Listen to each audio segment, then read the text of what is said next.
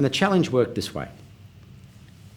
For about the first week, the military side of the Pakistan government really didn't know what to do with all these foreigners. So we were dealing with largely the civilian bureaucracy, who knew one thing. They knew that the civilian bureaucracy was not going to run this response.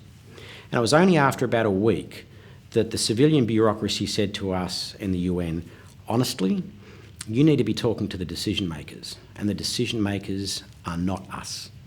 You need to go talk to the military and we will help you with that. And it was a hard thing to do, to get into the door of the Pakistan army and explain to them in their country under a military dictatorship that they didn't have all the answers.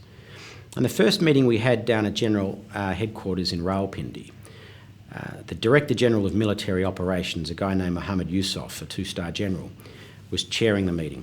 So Mohammed Yusuf was there, and a series of other generals, general in charge of the medical corps, general in charge of the air wing, etc., were sitting there. And we started the meeting comparing notes on how we perceived the scale of the problem that we were dealing with. And you've got to remember, in a natural disaster, information milks in slowly. You can't have paralysis by analysis. You can't wait for perfect information and then start planning. You need to plan on an ad hoc basis, if that makes sense. You have this amount of information, you know you'd love this amount, but you only have this. Don't wait for that, start operating on this, and then modify your plans as more information comes in and makes the situation clear. So when we had this first meeting with Mohammed Yusuf, we really didn't have all the information that we needed. They told us what they thought, we told them what we thought, and then I saw the bravest thing I've ever seen anyone ever do anywhere ever. Mohammed Yusuf looked across the table at me in his own headquarters, in the operations centre in Rawalpindi, and he put his head in his hands and he said, "We do not know what to do."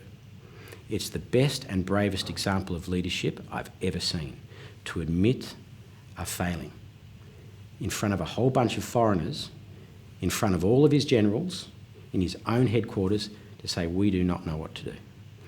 To which I was able to respond, "Well, sir, either do we." And by sharing our weaknesses, we were able to build a strong partnership. Too often in life you see people trying to share their strengths. I'm good at this, I'm good at this, I'm good at this. Well, that's nice. But if we're going to develop a partnership, your strengths need to be able to make up for my weaknesses, and my strengths need to make up for your weaknesses. What we need to share is the weaknesses and see where we can come together. We had this Pakistan Army general who understood one thing very quickly.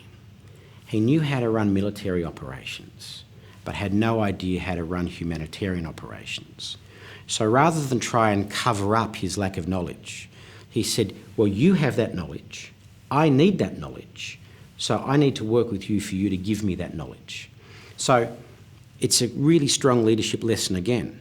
Don't hide your failing. Put your failing on the table and then find the people that helps fill your failing.